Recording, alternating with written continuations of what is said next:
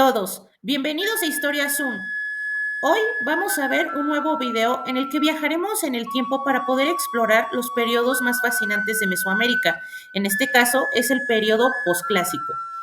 Este periodo abarca aproximadamente desde el año 900 hasta el año 1521 después de Cristo. Marcó el auge y caída de grandes civilizaciones prehispánicas, así como la llegada de los europeos que cambiaron para siempre la historia de nuestro continente. Durante más de 600 años, Mesoamérica fue testigo de grandes transformaciones, desde el florecimiento de poderosas ciudades como Tenochtitlán y Tula, hasta las intensas rivalidades entre los grupos como son los mexicas y los tarascos.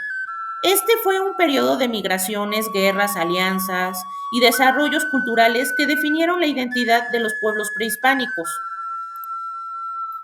Pero, ¿qué hacía diferente al posclásico de otras épocas? Por un lado, su marcada militarización y el dominio de ciudades-estados centralizadas, pero por otro lado, la religión se volvió más beligerante, con dioses como Huitzilopochtli encabezando cultos que demandaban sacrificios humanos para mantener el equilibrio del cosmos. El posclásico también fue una era de comercio muy intenso, donde las rutas comerciales conectaban desde el altiplano central hasta la península de Yucatán. Mercados como el de Tlatelolco eran vibrantes centros de intercambio de bienes exóticos, como el cacao, la obsidiana, plumas de quetzal. Bueno, en este video no solo repasaremos los acontecimientos más importantes de este periodo, sino que también conoceremos a los personajes que marcaron esta etapa y exploraremos las fuentes históricas que nos han permitido entenderla mejor. Así que, si te apasiona la historia de México y del mundo, acompáñenme en este recorrido. Bueno, comencemos.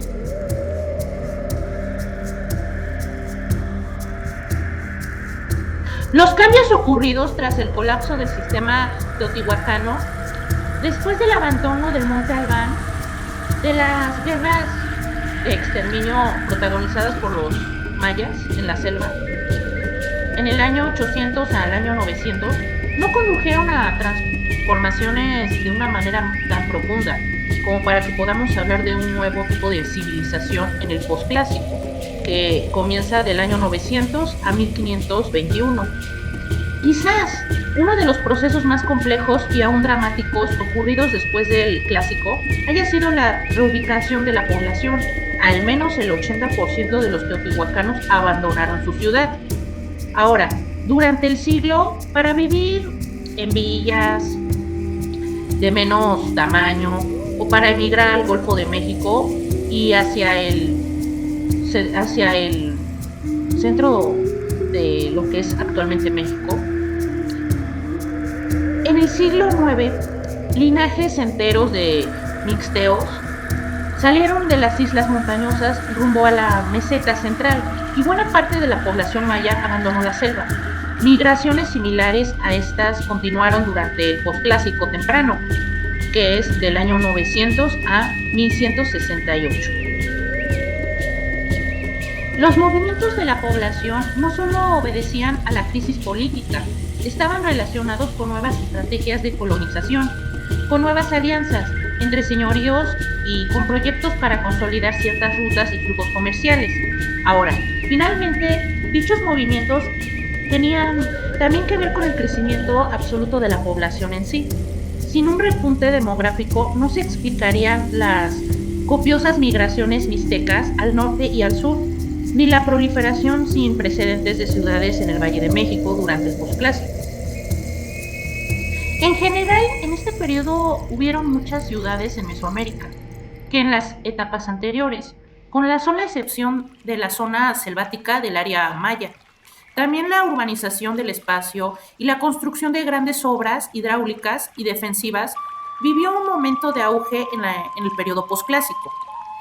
La guerra que había provocado la caída de Teotihuacán y de las ciudades mayas permaneció como una constante en la historia de los últimos siglos de lo que es Mesoamérica. Hay claras pruebas de violencia en las cuales el declive de Teotihuacán y la etapa final de muchas ciudades mayas, lo que se analiza aún son las motivaciones de esa violencia. Fueron las ciudades medianas de la periferia teotihuacana, como Xochicalco, Ocacaxtla o la propia Cholula, las que desafiaron el poder de una cosmópoli que no solo dejaba de crecer. Había entre los mayas una competencia constante por el suelo agrícola disponible en las márgenes de los ríos. Hubo ciudades que fueron conquistadas 4 o 5 veces por distintos enemigos a lo largo de un siglo. Las alianzas se celebraban en la misma frecuencia que se traicionaban y hubo intervalos de décadas con grandes inestabilidades. Se acentuaron la presencia de ejército, de la vida pública y la cultura sacrificial que acompañaba las campañas militares. Además, surgió un nuevo tipo de pequeños señoríos con propiedad de la tierra y trabajadores servibles, debido a la necesidad de premiar a los jefes militares tras las conquistas. Mucho de lo que ocurría en el posclásico tenía que ver con un nuevo acomodo de ingredientes viejos. ¿Esto qué quiere decir? Que también podemos observar un factor que no se había visto antes en la demografía y en la política en Mesoamérica: la invasión de pueblos mesoamericanos marginales, procedentes de las montañas y de las zonas semiáridas del norte, los chichimecas. Ahora, etimológicamente, la palabra en náhuatl, chichimeca, significa una de los linajes de perro y la otra, la gente del mamadera, en el sentido quizás de su lugar de origen. En la Sierra Madre Occidental y en el Bajío habían diferentes pueblos agrícolas que tenían un patrón de ocupación bastante disperso y eso generaba que poblaran villas de mediana magnitud. Ahora, muchos habitantes de esta franja que eran nahuas y también habían algunos purépechas y otomís.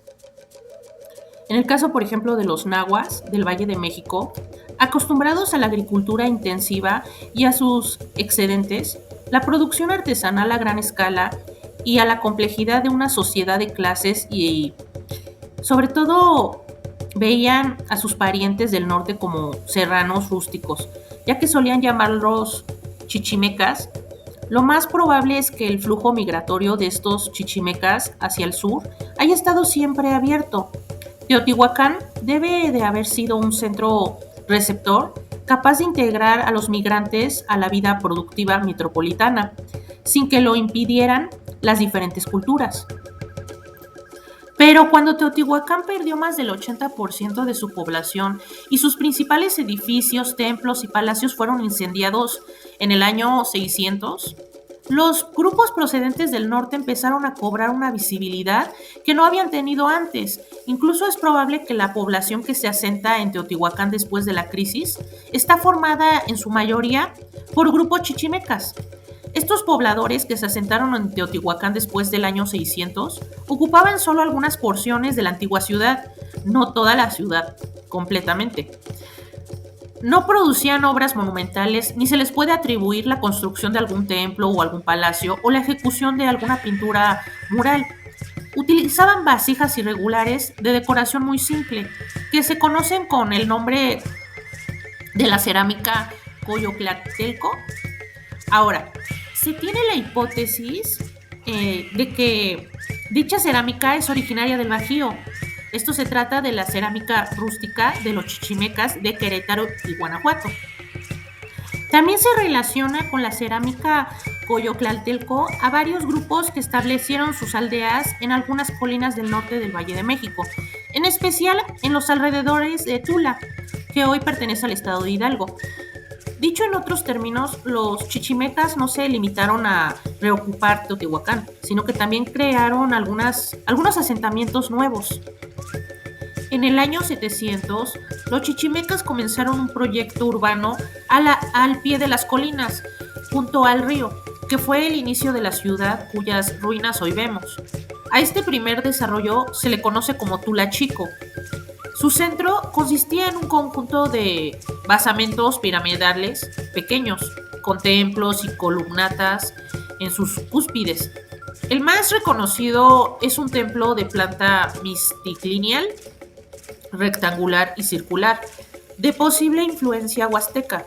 Este conjunto de templos fue el centro de una de las ciudades de 6 kilómetros, en el cual había talleres de cerámicas y trabajadores de que trabajaban lo que es la obsidiana. Hacia el año 900 se empezó a diseñar un nuevo centro ceremonial para la ciudad y poco a poco, de 1 kilómetro del primero, es el gran conjunto que actualmente podemos ver en lo que es actualmente Teotihuacán. Para el año 900, cuando ocurrió la alianza entre los chichimecas y los nonoalcas, Teotihuacán había sido definitivamente abandonada y Tula era el centro urbano más importante del área de lo que es el Valle de México. Durante los siguientes 300 años, esta nueva ciudad impulsó un sistema de intercambio a larga distancia, alianzas y conquistas, similar al que había tenido Teotihuacán en su momento.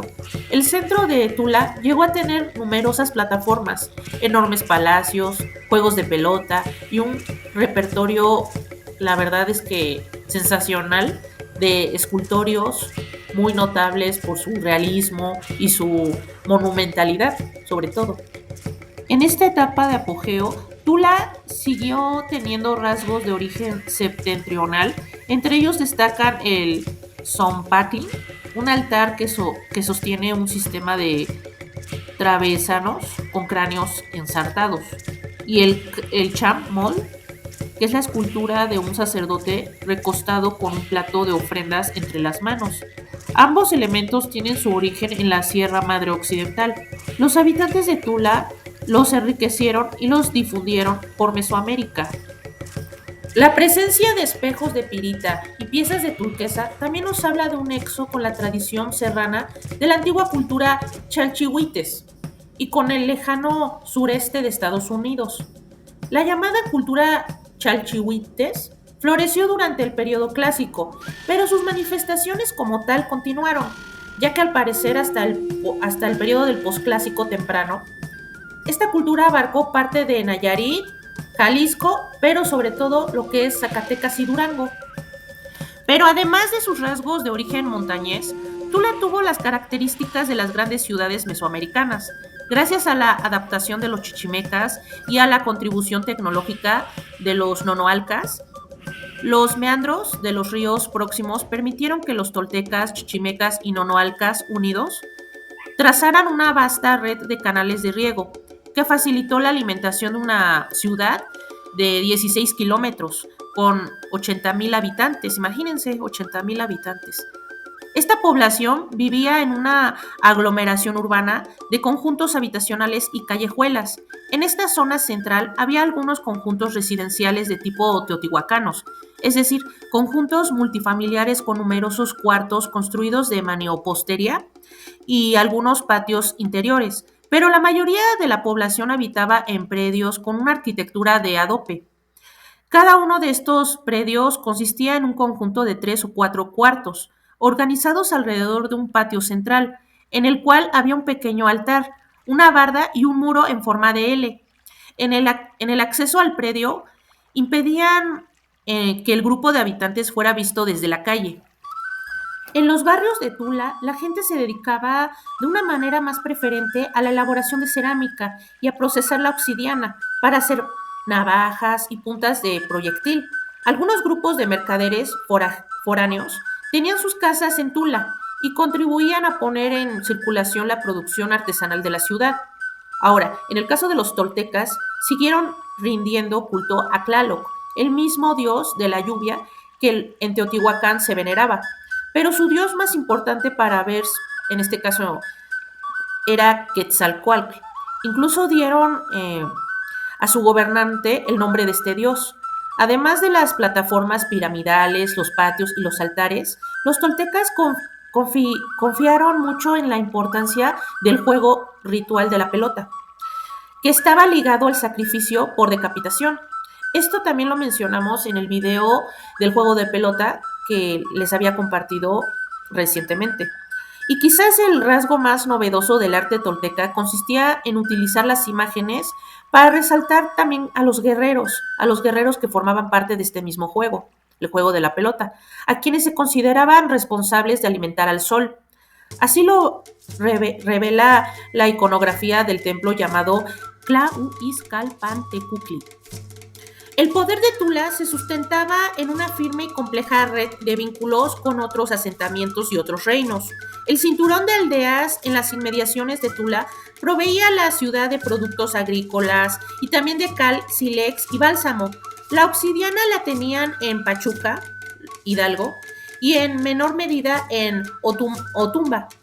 Además, hay indicios de un comercio a larga distancia que permitió a los toltecas contar con algodón, cacao, plumas, jadeita, serpentina y otros bienes procedentes de Guerrero, Oaxaca, Veracruz, Chiapas y Guatemala. También hay en Tula cerámica de Michoacán y turquesa de Nuevo México. Algunas ciudades parecen haber sido subsidios directos de Tula. Podríamos identificarlas como cabeceras provinciales de un posible imperio tolteca: Teotenango en el sur, Tulancingo en el este y San Isidro, Culiacán, Guanajuato en el noroccidente. También hay indicios de una cabecera regional mucho más al norte, cuyo nombre, en el caso de las fuentes, no nos indican. Es posible que se trate de Guasave, en Sinaloa. Fue precisamente en la época del esplendor de Tolteca cuando la frontera mesoamericana alcanzó su punto más alto en la costa del Pacífico, ya que al llegar, esto generó que llegaran hasta Sonora. Entre los asentamientos de este periodo, con centros ceremoniales, tumbas de ofrendas, cerámica ricamente decorada, juegos de pelota, entre otros rasgos, contamos con el sitio de Culiacán, en el río de San Lorenzo, Guasave, en la cuenca de Sinaloa. Todos estos sitios forman parte del llamado complejo Aztaclán, que también incluye algunas localidades de Nayarit y Jalisco. Esto hace que se caracterice predominantemente de dicho complejo es la presencia de rasgos estilísticos, iconográficos de origen tolteca, que unifican las tradiciones regionales preexistentes. Aparecen en las obras de la tradición Aztaclán diferentes motivos sacrificales como el paternal, el plumón de sacrificio, el cráneo y el corazón. También se encuentra el esqueleto semidescarnado, a la manera del que se ve apreciado en el muro de las serpientes o Coatepantli de Tula. Figuran en ese repertorio la estrella y el jaguar. Hay imágenes de Tlaloc que habían sido uno de los principales dioses del panteón teotihuacano. De Jipetotec, el dios desollado de la primavera, el cual le hemos dedicado un video. Les hago la cordial invitación de que pasen a verlo aquí a su canal. Y bueno, por supuesto, de la serpiente emplumada y del caracol segmentado, alusivos a Quetzalcóatl e intensivamente ligados a la ideología de la ciudad de Tula. Además, aparecen en el repertorio de la tradición Aztaclán figuras talladas en alabastro que imitan la técnica que los toltecas desarrollaron sobre un material igualmente translúcido, pero más duro, el tecatli. Desde el año 700 habían llegado a la meseta central algunas manifestaciones culturales de origen maya. No parece que hayan sido los mismos mayas quienes emprendieran estas largas migraciones, sino más bien grupos de mercaderes, sobre todo de la zona de la Chontalpa, en la actual Tabasco, quienes se movían de norte a sur para hacerse cargo de las rutas de comercio abandonadas por Teotihuacán. El término más empleado en las fuentes y en la historiografía para referirse a estos grupos de Tabasco que se movilizaron en pos de un ambicioso proyecto comercial es el de Putunes. Su ciudad más importante parece haber sido el puerto de Potonchan, Tabasco, un sitio privilegiado en la llanura frente a la bahía de Campeche y en la desembocadura del Usumacinta. Conexión natural con los reinos mayas de la selva. Además, los putunes ocupaban la ciudad de Jicalanco y tenían una alianza con Champotón en la costa de Campeche. Ahora, es muy probable que estos poderosos grupos de mercaderes, que son los putunes, hayan aspirado a querer migrar y hayan contribuido a poner en movimiento algunos contingentes de artistas y otros especialistas de los señoríos mayas del interior. Su estrategia de formación de rutas y esclavos parece haber incluido las alianzas entre diferentes etnias. Por ejemplo, la tradición oral recogida en las crónicas coloniales indican que los invasores de Cacaxclán fueron los Olmecas y los Jicalancas, que es una expresión equivalente a decir como medionales y los de Jicalanco. Al parecer, los líderes de estos grupos invasores eran chontales y quienes se sumaron posteriormente a los mixtecos y popolocas. Los putunes también ingresaron en lo que es la península de Yucatán en migraciones sucesivas y parecen estar relacionados con el florecimiento del llamado estilo Puc y con la historia de ciudades como Uxmal, Cabá, Sayil, Lajna, Visibilchaltú. El culto muy notable al dios de la lluvia, Chac, que es equivalente a Tlaloc, y la máscara con la cual se le representa en las ciudades de Puc, con gafas, narigudo y cholmilludo, serían un indicio de su influencia foránea de la que cabe responsabilizar a los putunes. En el caso de Chichen Itza, el cual recibió al menos dos migraciones de putunes que fueron decisivas en su historia, ya que entre el año 750 y el año 900 llegaron de la primera migración y condujeron a Chichen Itza. Entonces todavía se podría llamar Usil Abnal a su primer auge. Fue en ese lapso de tiempo cuando se construyó la arquitectura estilo Puc, comparada con otras ciudades de la región que caracteriza al Chichén Viejo, la Casa del Venado, la Casa Roja, la Casa de las Monjas y el observatorio de planta circular conocido como Caracol.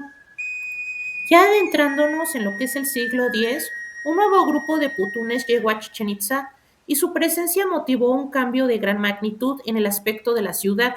Este grupo corresponde a lo que las fuentes nos indican itzáes. Fueron ellos quienes cambiaron el nombre de la ciudad y la llevaron a su mayor esplendor y la convirtieron en un centro hegemónico de la península. Los Itzáes habían permanecido durante un tiempo prolongado, quizás un siglo aproximadamente, en la meseta central, ocupándose de administrar uno de los puestos fundamentales de la red de rutas comerciales. La evidencia arqueológica nos indica, más exactamente la arquitectura y la escultura de Chichen Itza, nos obligan a pensar en que los nuevos inmigrantes procedían de Tula. Los Itzáes duplicaron la extensión del área ceremonial de la antigua Usil Atnal, con la adición de un impresionante conjunto de edificios cuya característica más sobresaliente es la de haber hecho una réplica del centro ceremonial de Tula. Por más que se haya querido minimizar el hecho de que algunas obras históricas recientes, la afinidad existente entre Tula y Chichen Itza, nuevo, es impresionante. Es un caso raro en la historia, que solo puede explicarse si los constructores de una o de ellas conocían la otra. Al final de cuentas, no hay que ver a Chichen Itza como una conquista tolteca, sino como una de las ciudades que desde finales del periodo clásico fueron fundadas o fortalecidas por etnias comerciantes, más o menos ligadas a diferentes tradiciones regionales. En Tula de Hidalgo se consolidaron y enriquecieron los principales ideas y símbolos ligados a la ciudad sagrada y a su linaje divino. Esto parece haber sido la Tula más célebre de Mesoamérica. Cuando los nahuas hablan en las fuentes coloniales de un rey divino llamado Quetzalcóatl, de su apoteosis o caída, y de la magnífica ciudad que se vio obligado a abandonar, están hablando de Tula del estado de Hidalgo. Pero es importante subrayar que esta Tula debía ser parte de su prestigio y poder al hecho de haber recibido en su fundación la alianza de la contingente de linajes de origen teotihuacano, nonoalcas, y que al sucumbir Toyan Jicococlican, entre sediciones y ataques, no murió la idea de Tula.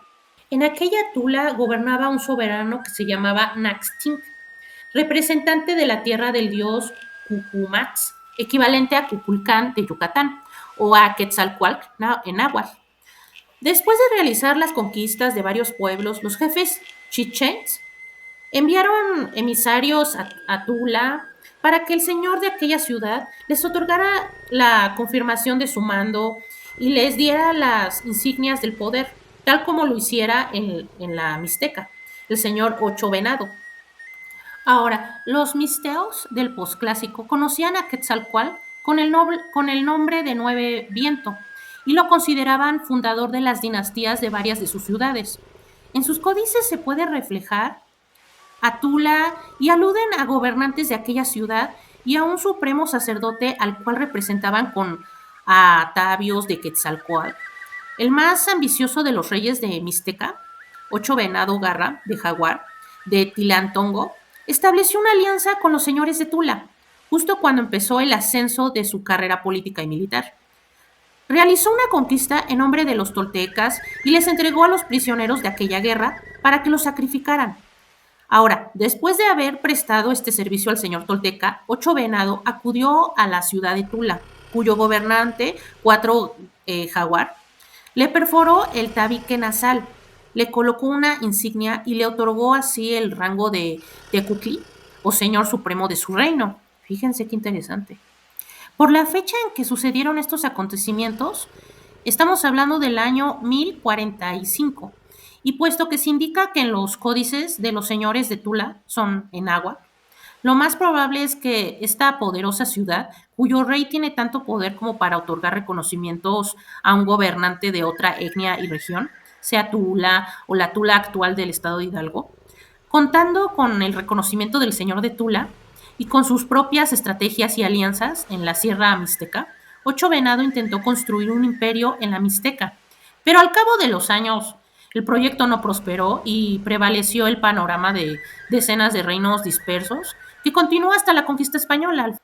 En cuanto a la crisis y el abandono de Tula, las fuentes históricas y los datos de la arqueología coinciden en situarlos en el lapso transcurrido entre 1150 y el año de 1200.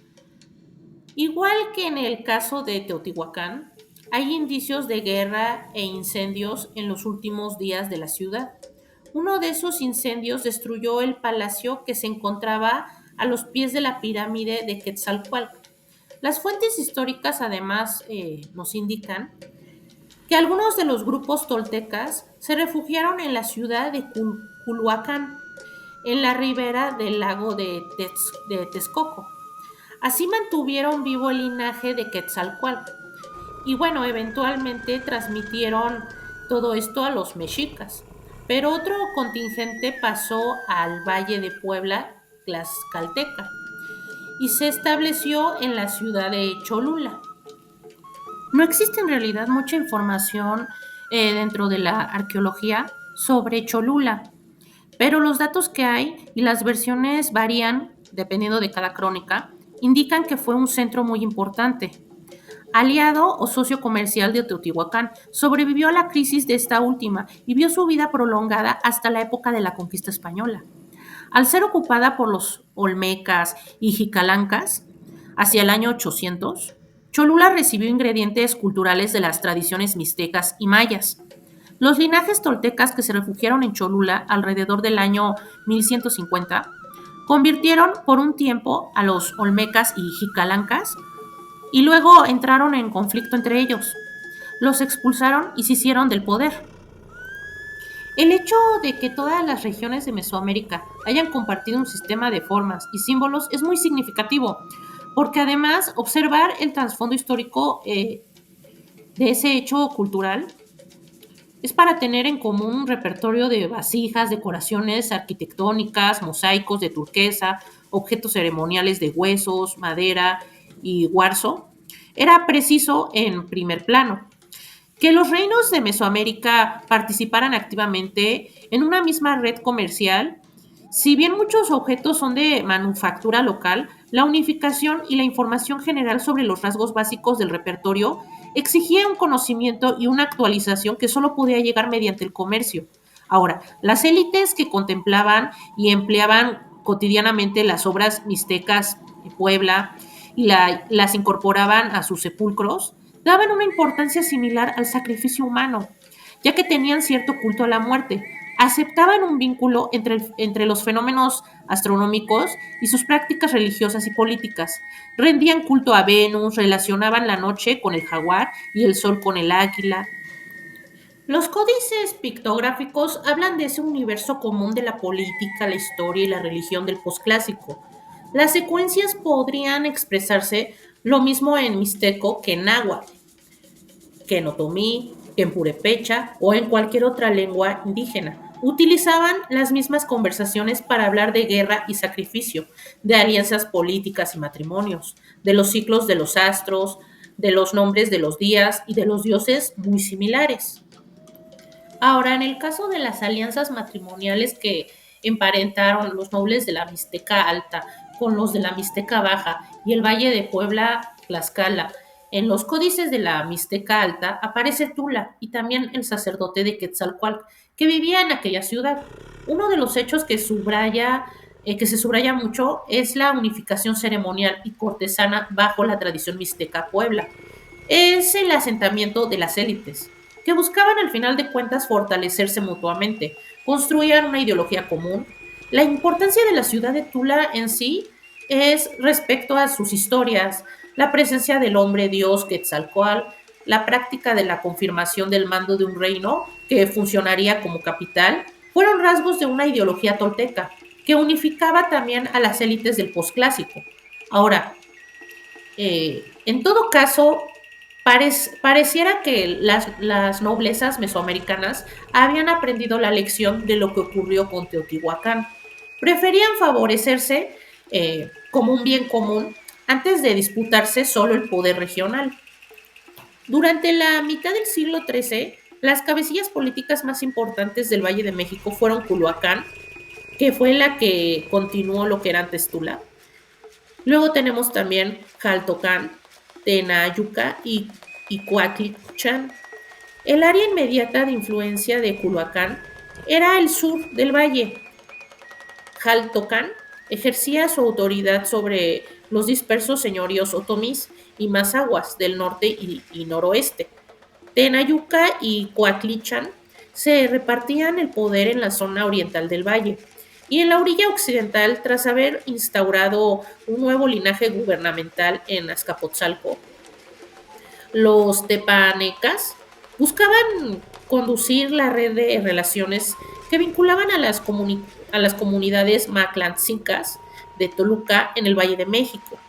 Ahora, las fuentes que nos hablan sobre la identidad chichimeca, bueno, ya tomando en cuenta más lo que son las fuentes coloniales, de las costumbres de los pueblos chichimecas y de todos aquellos que ya se encontraban asentados en el Valle de México y sus alrededores, estudios históricos y arqueológicos realizados desde los años 60 han permitido establecer que tales diferencias culturales entre los chichimecas y sus nuevos vecinos no fueron tan grandes como para hablar de bárbaros o de civilizados. Los chichimecas que se aliaron a los toltecas para conciliar el poder en la zona de Cholula, por ejemplo, habían formado parte del propio estado de Tolteca. Respecto a los mexicas, se ha demostrado que venían de algún territorio dentro de los límites de Mesoamérica y que eran pueblos de vida sedentaria y costumbres plenamente civilizadas. Ahora, de los chichimecas de Joloc, sin embargo, ha querido hacer un caso aparte debido al énfasis que ponen las fuentes de Texcoco en el origen cazador y nómada de sus antepasados. Es decir, que las secuencias pictográficas del códice Joloc, que muestran algunos hombres de pelo largo, cubiertos con extraños capotes, que merodean con arco y flecha en el Valle de México, han dado sustento a la visión de estos emigrantes como exploradores solitarios. Las obras históricas de Fernando de Alba, Hicks, Xolclic, principal fuente para el estudio de la historia de Texcoco, dice en efecto que el caudillo Xoloc y su gente vestían con pieles, habitaban en cuevas y comían lo que cazaban. Pero también dice que labraban la tierra y que tenían casas y palacios. La demografía de los migrantes que Ixtlic Xolclic evoca no tiene nada que ver con las décadas o bueno, decenas de personas que habitualmente integrarían una banda de cazadores recolectores. La fuente habla de entre 1 y 3 millones de personas, alude a Xoloc como un rey, y a sus hijos como príncipes, y habla incluso de ciudades y reinos chichimecas, de embajadores y de incluso una corte, imagínense. Ahora, en realidad el propio Xoclich, que ha sido en realidad utilizado para afirmar el carácter bárbaro de los chichimecas, ofrece una explicación bastante satisfactoria. Recuerda que había unos chichimecas en el norte que eran auténticos bárbaros, pero señala que sus ancestros no lo eran, porque eran valerosos y de mucho gobierno. Además, precisa que conocían y estaban emparentados con los toltecas y que decidieron emigrar al sur para ocupar territorios que habían sido dejados por los mismos toltecas. Y esto nos recuerda finalmente que el término chichimeca se refiere más al prestigio guerrero de los señoríos del periodo posclásico que a una definición de bárbaro. Los señores valerosos de esta tierra, por sublime que parezca, decían que eran chichimecas invencibles. Todos los valientes se preciaban de ese nombre, dice el historiador texcocoano. Esta gente valiosa llegó a dirigir algunos de los reinos más fuertes del posclásico tardío, como México, Tenochtitlán y el propio Texcoco. Ahora, ya encaminándonos al siglo XIV, este siglo se caracterizó por una situación política muy inestable en el Valle de México, ya que en el año 1318 se fundó la ciudad de Texcoco y con ella los texcocanos tuvieron un nuevo centro de desarrollo comercial, político y cultural que hace 100 años, bueno, 100 años después, llegaría a ser una de las ciudades más importantes de Mesoamérica. Mientras tanto, los mexicas no lograban tener aún un sitio definitivo para ellos mismos, una ciudad que fundar. Ni siquiera habían obtenido el respeto de los otros señoríos. Continuaban hostigándolos. Y bueno, ya en el año de 1320, los tepanecas de Azcapotzalco fingieron que atacarían Culhuacán y enviaron a los guerreros mexicas, a quienes usaban como mercenarios al frente de batalla. En realidad se trataba de una trampa. Los habitantes de Culhuacán habían sido advertidos por los propios tepanecas del presunto ataque. Tomaron a los mexicas por sorpresa en el lago. Mientras tanto, los tepanecas cayeron sobre Chapultepec, donde entonces vivían los mexicas. Aprovecharon la ausencia de los guerreros para atacar a la población civil inerte. Ahora, tras la guerra, los mexicas quedaron severamente afectados. Fueron confinados en un paraje inhóspito lleno de víboras, bajo la vigilancia constante de los culhuacanos. Sobrevivieron de puro milagro a la penuria y fueron invitados a combatir como aliados de Culhuacán en la guerra contra Xochimilco. Concluida esta guerra, obtuvieron la libertad. Tras esta situación, sí, se intervinieron en el lago de Texcoco y escogieron la isla de mayor tamaño para fundar la gran ciudad. Corría el año de 1345 y aquella isla, que algunas cienagas interiores, con las orillas invadidas de tules, no parecía en absoluto el próspero de una sede imperial. Apenas había en ella algunas aldeas de otomís. Sin embargo, los, los tepanecas de Azcapotzalco se enfrentaron directamente a Culhuacán alrededor del año de 1367 y lograron derrotar al que había sido el poder más prestigiado y estable después de la caída de Tula. Posteriormente, los tepanecas atacaron poblaciones de chalcas que ya no contaban con la protección de Culhuacán.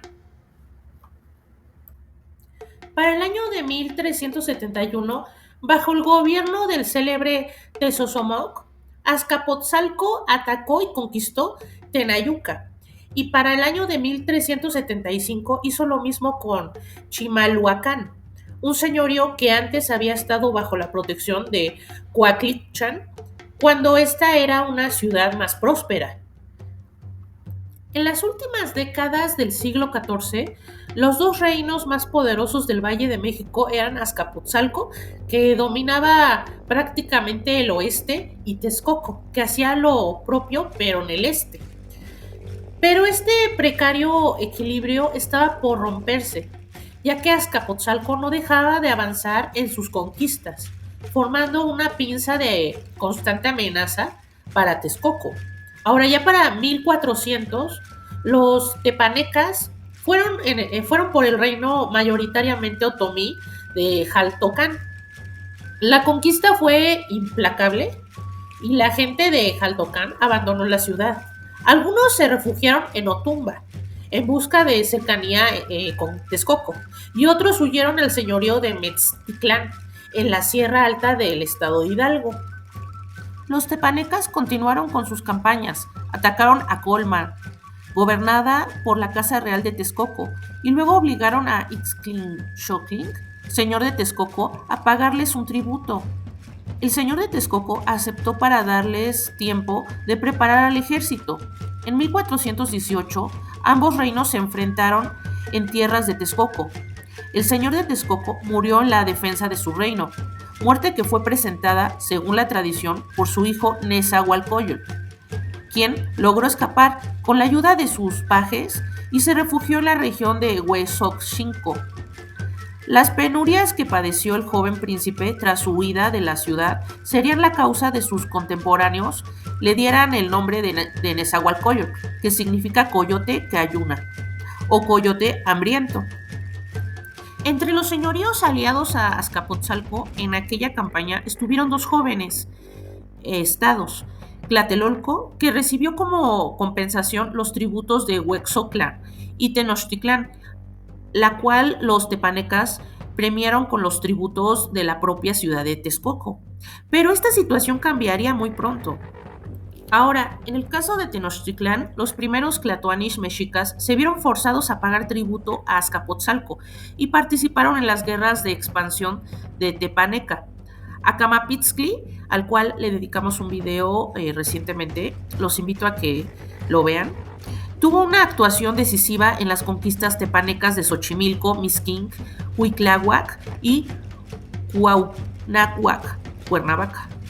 El segundo tlatoani mexica, que es Huitziliuc, que gobernó del año 1396 a 1417, dirigió el ejército mexica en la feroz campaña de Tezozomoc contra Jaltocán, e incluso participó en el inicio de las hostilidades contra Texcoco. Durante el gobierno de Chimalpopoca, que empieza de 1417 a 1427, nada más 10 años duró, ocurrió una crisis de sucesión en Azcapotzalco. Al morir de Sosomoc, el trono quedó en manos de su hijo menor, Tayatzin. Inconforme, el primogénito, Maxtla, derrotó a su hermano, y los mexicas participaron en un intenso fallido de restauración de Tayatzin. Ahora, la consecuencia fue que Chimalpopoca fue hecho prisionero por Maxtla y fue posteriormente asesinado. Ahora, aquí viene la parte interesante de la Triple Alianza. Bueno, después del asesinato de su rey y agobiados por los excesivos tributos que Azcapotzalco les imponía, los mexicas establecieron contacto con Nezahualcóyotl, quien estaba refugiado en el Valle de Puebla tras la muerte de su padre y forzado a una alianza con el objetivo de derrotar a Azcapotzalco. Ahora, el plan, urdido por la nobleza mexica, incluía la colaboración de batallones huesoxincas y un acuerdo de neutralidad con Tlacopan, ciudad tepaneca que discrepaba en las políticas de Maxtlán. A los mexicas los guiaba su nuevo tlatoani, Itzcoatl, que gobernó de 1427 a 1440. Ahora, ustedes se preguntarán qué fue lo que pasó con su alianza. Pues que creen, sí tuvo mucho éxito, ya que Azcapotzalco fue derrotado en el año de 1428. Esto convirtió a México Tenochtitlán por primera vez en su historia en un señorío independiente, que no tenía que pagar tributo a nadie, pero además Al haber derrotado a un rival tan poderoso y al haber colaborado con la mayor potencia de la franja oriental del valle, los mexicas se colocaron en la posición privilegiada de una gran cabecera política. Después de haber sido sometidos por algunos de los antiguos señoríos tributarios de los tepanecas, como Jaltocán y otros de la zona, los mexicas formaron una triple alianza en 1434 con Texcoco y Tlacopan, Tacuba. Ahora, en el caso de la Triple Alianza, parece haber sido un gran arreglo político para dotar de estabilidad a las tres cabecillas participantes y garantizar un dominio duradero. Al parecer, este tipo de alianza había ocurrido antes en Mesoamérica. Por ejemplo, hubo una formada por Tula, Otopan, Otumba y Culhuacán. La alianza implicaba un compromiso de ayuda recíproca entre sus miembros y permitía aprovechar los antecedentes de cada uno en diferentes sectores del valle y entre diferentes señoríos.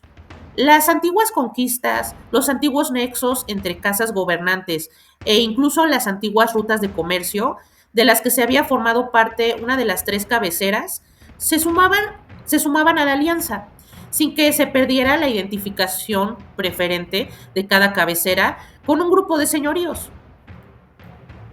La riqueza de la Triple Alianza se originaba en tres ámbitos. La primera era los tributos de sus súbditos directos, es decir, los habitantes de Tlacopan, Texcoco y de Tenochtitlán. Los tributos de los señoríos dependientes mencionados antes y los tributos de todos los señoríos que habían sido conquistados en el resto de Mesoamérica.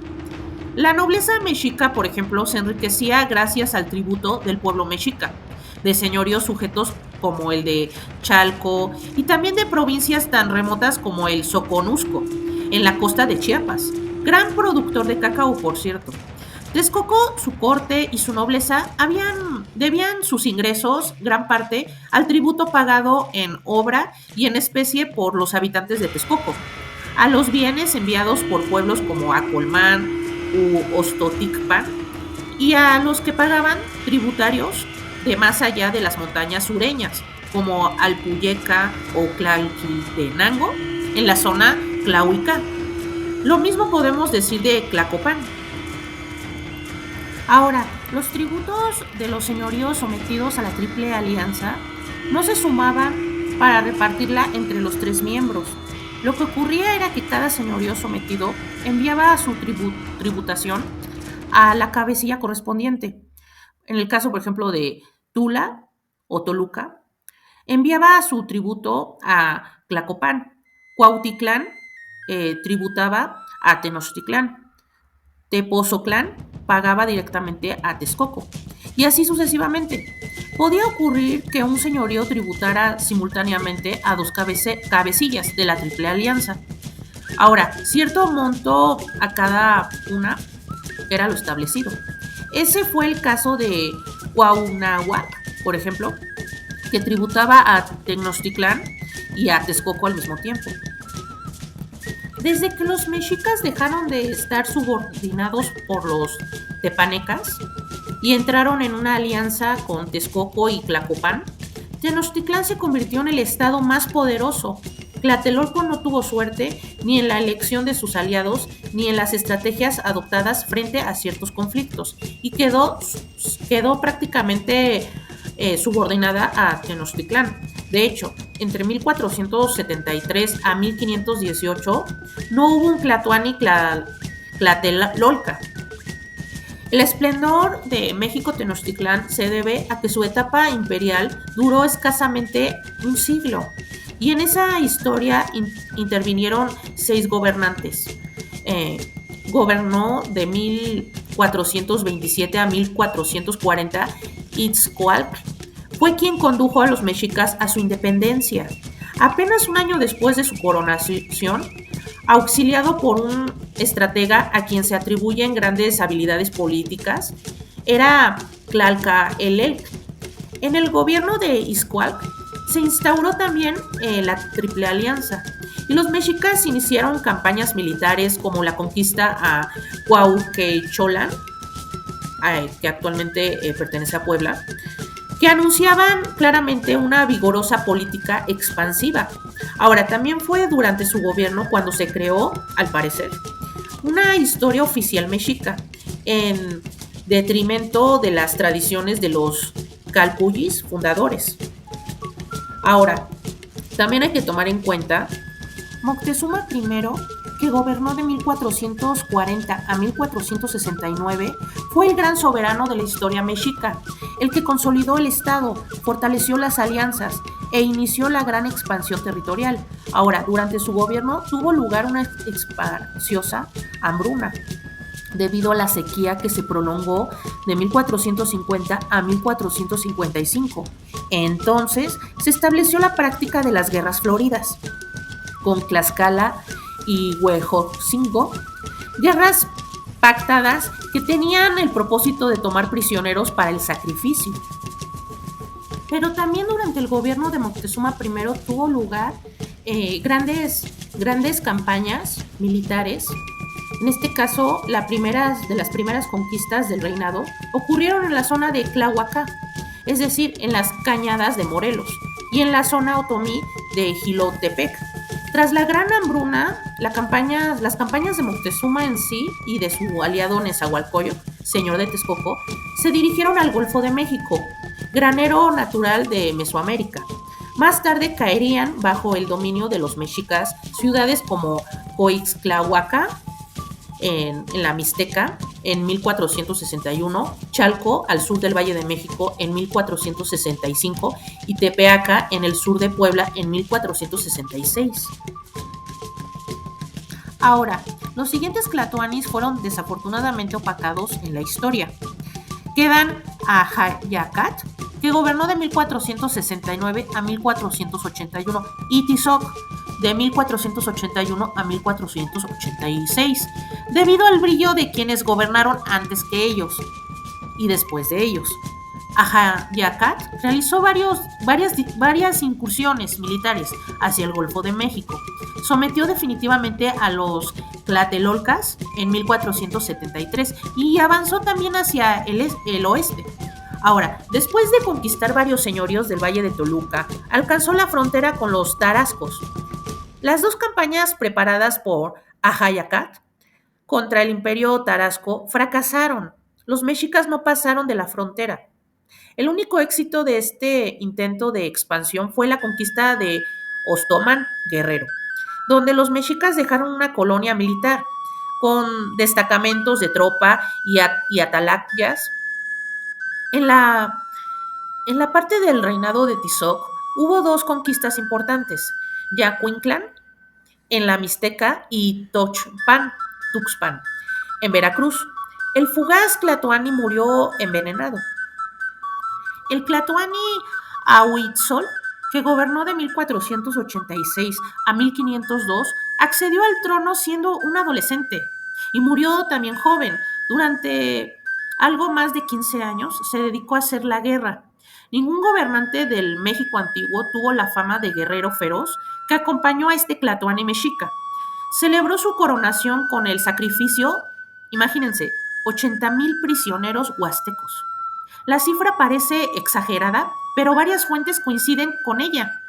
Después de la campaña en la Huasteca, Ahuitzot conquistó Oaxaca en 1494 y continuó con esa dirección marchando sobre Juchitán y Tehuantepec de 1497 a 1498. Ahora, consolidó el dominio en tierras del actual Guerrero, con algunas conquistas terribles, sí, como la de Teloloapan. A pesar de que Moctezuma II Coyoyotzin, que gobernó de 1502 a 1520, hubiera tenido tiempo de emprender tantas campañas militares como sus predecesores, no lo hizo desafortunadamente. Sus conquistas se limitaron a algunos señoríos zapotecos que no habían caído en la campaña de Oaxaca. Bajo su gobierno la parte de la corte se redujo. Al detenerse la incorporación de los guerreros valientes a la nobleza, solo se reconoció como nobles a quienes descendían de nobles. La grandeza de la corte de Moctezuma I se convirtió en despotismo con Moctezuma II. Moctezuma I creó una vistosa corte, mientras que Moctezuma II pensaba más en salvaguardar, se podría decir de esta manera, que en dejarla brillar. Y con esto llegamos al final de este fascinante recorrido por el periodo posclásico del México prehispánico. Este periodo nos mostró el esplendor de culturas como los mexicas, toltecas y purépechas, además de los intensos cambios sociales y políticos que prepararon el terreno para la llegada de los españoles. Ahora, me encantaría saber tu opinión. ¿Cuál de las culturas del posclásico te parece más interesante y por qué? Y si tuvieras una máquina del tiempo, ¿qué ciudad de este periodo te gustaría visitar? ¿Tenochtitlán, Tula o Michoacán? Déjenme sus respuestas en la caja de comentarios. No olviden poner su like al video y suscribirse para ver más contenido sobre nuestra increíble historia. Bueno, nos vemos en el próximo video. Hasta la próxima.